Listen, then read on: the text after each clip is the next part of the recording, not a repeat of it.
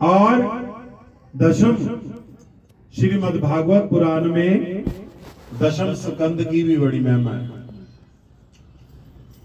आज या कल की बात है, हमारे माता जी कह रहे थे कि भागवत रखी हुई है और आजकल दशम स्कंद चल रहा है और भगवान की लीला रोज पढ़ रहे हैं, सुन रहे हैं।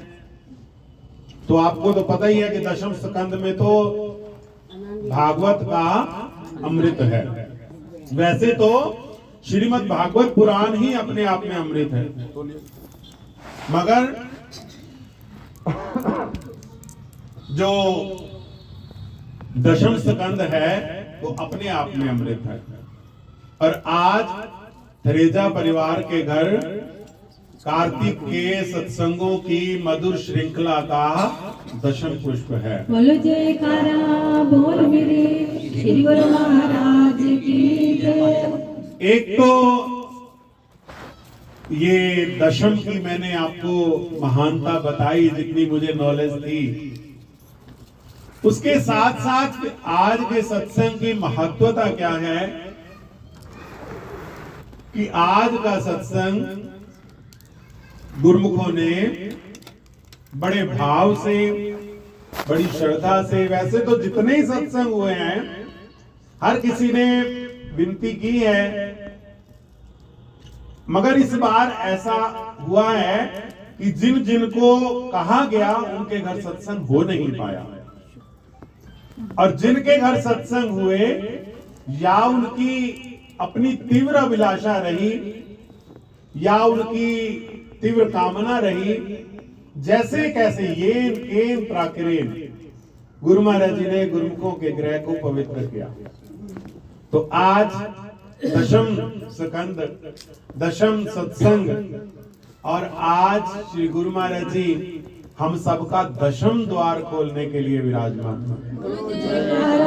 बोल मेरे श्री गुरु महाराज की जय। क्योंकि सतगुरु जो है 9 द्वारों से सुरती को हटाकर दशम द्वार की ओर ले जाने की प्रेरणा देते हैं, और महापुरुष स्वयं भी इसीलिए वो संसार में रहते हुए भी संसार में रहते नहीं हैं, क्योंकि वो अपनी सुरती को शरीर से समेटकर, संसार से समेटकर दशम द्वार पर स्थित कर लेते हैं। ये पावन लीला उन दिनों की है जबकि हमारे इष्ट देव भगवान श्री श्री 108 श्री पंचम पातशाही महाराज जी मौन अवस्था में विराजमान, सेहत सुकोमल देखकर बार बार प्रेमियों को मन में कामना होती कि श्री गुरु महाराज जी वचन क्यों नहीं फरमाते, श्री गुरु महाराज जी किसी से कोई विलास, वचन विलास नहीं करते। तो वो भांति भांति के अनेक स्पेशलिस्ट डॉक्टर को बुलाकर डॉक्टरों से ये रिक्वेस्ट करते कि आप बताओ कि श्री गुरु महाराज जी मौन क्यों हैं। अब डॉक्टरों के पास क्या है, टेस्ट है। डॉक्टरों के पास तो टेस्ट के अकॉर्डिंग ही दवाई है। किसी भी डॉक्टर के पास जाओ, वो कहता है जी पहले ब्लड टेस्ट कराओ, एक्सरे कराओ, सीटी स्कैन कराओ, एमआरआई कराओ, ये इत्यादि टेस्ट है। तो जितने भी डॉक्टर आए उन्होंने टेस्ट बताए, टेस्ट हुए, रिपोर्ट नॉर्मल, रिपोर्ट में कोई ऐसी है ही नहीं कि जिससे पता लगे कि क्या बात है। सब डॉक्टर जब हार गए, एक पहुंचे हुए सिद्ध महात्मा, कमाई वाले, जिनको ये पता था कि कैसे जो पूर्ण महापुरुष होते हैं वो कई बार ऐसी मौज रचाते हैं, ऐसी लीला रचाते हैं कि वो सामने जो प्रतीत हो रहा है उसको जीव बुद्धि समझ ही नहीं सकती। इतिहास में भी वर्णन आता है कि श्री 108 श्री द्वितीय पातशाही महाराज जी कई बार प्रेमी जन जब श्री गुरु महाराज जी को विनती करते कि आज आरती करें, ये बात उन दिनों की है जब कंटिन्यू दोनों टाइम श्री आरती पूजन नहीं होती थी। कभी कभी वार त्योहार पर प्रेमियों की प्रार्थना पर श्री गुरु महाराज जी की आरती उतारी जाती है। तो ग्रंथ में वर्णन आता है, सुना है बुजुर्गों के मुंह से, कि जब प्रेमी जन आरती उतारते थे और श्री गुरु महाराज जी नेत्र बंद करके और समाधि अवस्था में समाधिस्थ हो जाते, समाधिस्थ हो जाते, और ऐसे समाधिस्थ हो जाते कि देखने वाला समझ ही नहीं पाता कि गुरु महाराज जी किस मौज में हैं। शरीर ठंडा हो जाता, मगर श्री गुरु महाराज जी कई बार तो ऐसी अवस्था हो गई कि सेवादार विचलित हो गए कि क्यों श्री गुरु महाराज जी चौकड़ी लगा के विराजमान है। तो जो श्री गुरु महाराज जी की सेवा में दूसरी पातशाही महाराज जी के पावन समय की ये लीला सुना रहा हूं। जो श्री निजी सेवा में महात्मा जन होते तो वो चेक करते कि नब्ज चल रही है, हार्ट बीट चल रही है, शरीर बिल्कुल सारा बर्फ है और श्री गुरु महाराज जी बिल्कुल सीधे, मेरुदंड सीधा है, नेत्र बंद है और समाधिस्थ हैं, सिमरन चल रहा है। तो वो युक्ति द्वारा ये देखते कि क्या मौज है। कुछ समय बाद श्री गुरु महाराज जी नेत्र खोलते और फिर वही लीला जब श्री पंचम पातशाही महाराज जी की सेहत सुकोमल हुई तो वो जो कमाई वाले महापुरुष थे वो आए, उन्होंने आकर के श्री गुरु महाराज जी को जब निहारा और निहार कर दूर से ही दंडोत प्रणाम की और दरवाजे से ही वापस हो गए। तो सेवादारों ने कहा कि आप देखिए तो सही, बताइए तो सही, गुरु महाराज जी तो ना नेत्र खोलते हैं ना कुछ वचन करते हैं, किस मौज में हैं। तो उन्होंने कहा कि जो आपके गुरु महाराज जी हैं ये समय इस संसार में है ही नहीं, ये शारीरिक रूप से इस संसार में है मगर ये किसी और लोक में विराजमान है। इन्होंने अपनी सूरत को दसम द्वार में स्थित कर रखा है, ये दसम द्वार में इन्होंने अपनी सुरती को एकाग्र कर रखा है। तो इसलिए तो वो कहते हैं कि कोई युक्ति जिससे इनकी तवज्जो सुरती हमारी तरफ आए, हमें तो चैन नहीं पड़ रहा। तो वो कहते हैं ये अपनी मौज के मालिक हैं, ये अपनी मर्जी से इस रूप में विराजमान है, ये अपनी मौज से ही इस धरती पर वापस आएंगे। तो तब समय अनुसार श्री गुरु महाराज जी ने नेत्र खोले और सेवकों को दिव्य दर्शनों से कृतार्थ किया।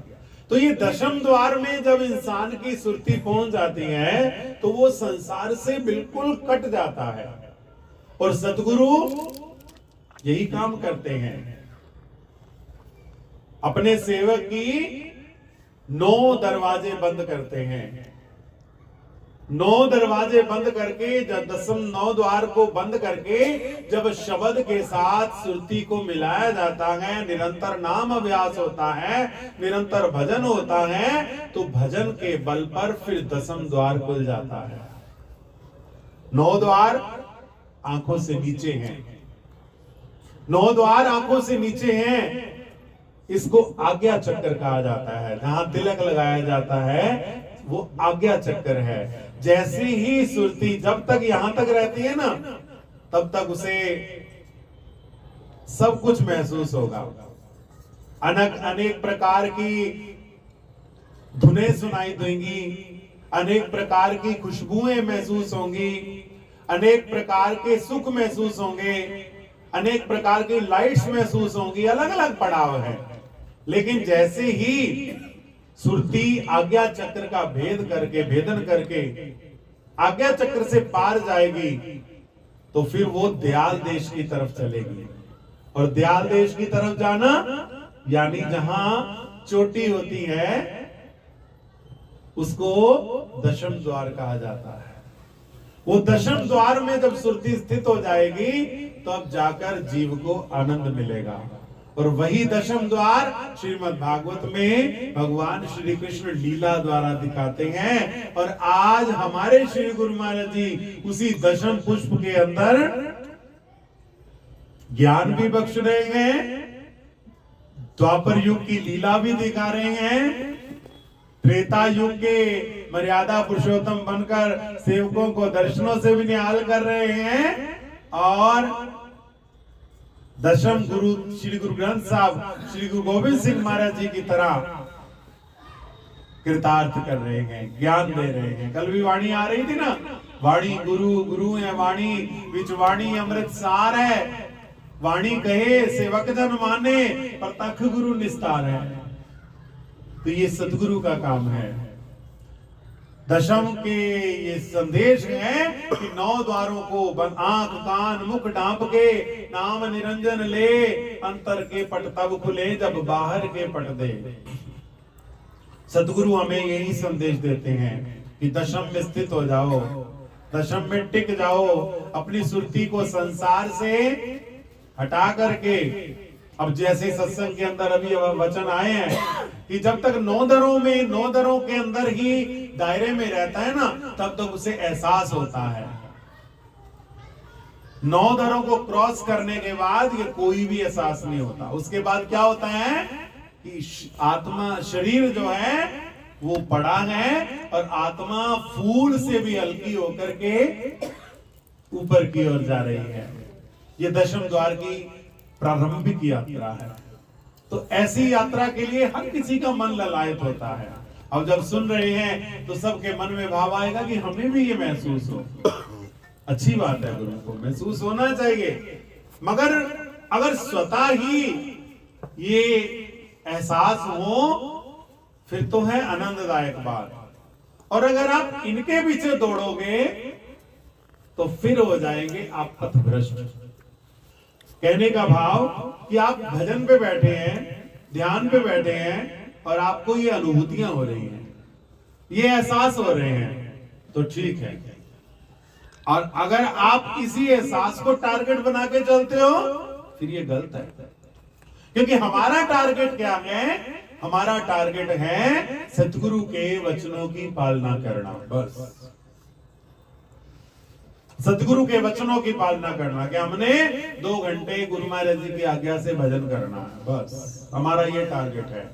उसके अलावा टारगेट नहीं है कि कौन सा दरवाजा, कौन सा। इसीलिए गुरु भक्ति में केवल गुरु आज्ञा होती है। आज्ञा सम ना सुसाई सेवा, सो प्रसाद जन पावहि देवा। आज्ञा के समान कोई सेवा नहीं है, और जो आज्ञा पालन करता है वही उस देव को प्राप्त करता है। तिसे प्रापत निरंजन देव। तो सतगुरु के वचनों की पालना करते हुए 2 घंटे भजन का नियम बनाएं, दरबार के 5 नियमों का पालन करें और अपने मन को आनंदमय सरोवर रखें। आनंदमय, बस सदैव आनंद बना रहे। आनंद कैसे बनेगा? आनंद कंद भगवान से, सच्चिदानंद भगवान से। अगर सच्चिदानंद भगवान नहीं होंगे तो आनंद कोई दे नहीं सकता। अगर भगवान से दूर हो जाएंगे आनंद कोई दे नहीं सकता। अगर भगवान को हृदय में रखेंगे तो सदा आनंद। कहते ना, श्याम प्यारे से जिसका संबंध है उसे हरदम आनंद ही आनंद।